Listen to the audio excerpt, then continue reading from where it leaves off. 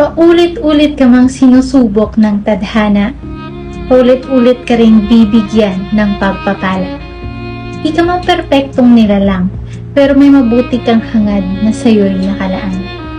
Paulit-ulit ka ring binababa, at pilit ka naming inaangat at aangat ka pa dahil hindi ka namin pwedeng isawalang bahala. Malalakas man ang kalaban mo ngayon, pero umaasa kami sa taas na sa'yo ay umano. Hindi namin alam kung bakit sa'yo kaming napahanga. Ang alam namin, ikaw ay napakabuti kaya kami siguro ang iyong tagahanga. Ikaw ay isang inosenteng bata na sa araw-araw ay nagkakasala pero matutulog na walang binabahala. Ang mahalaga ay nakapagdasal ka kay Bathala.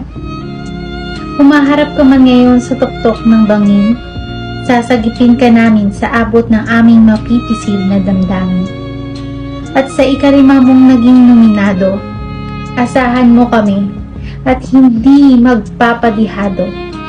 Para sa'yo kami ay boboto. Alam namin ang hirap mo at papalitan namin yan ng panalo. Sa abot ng aming makakaya, Koko, gagawin namin ang lahat para sa'yo.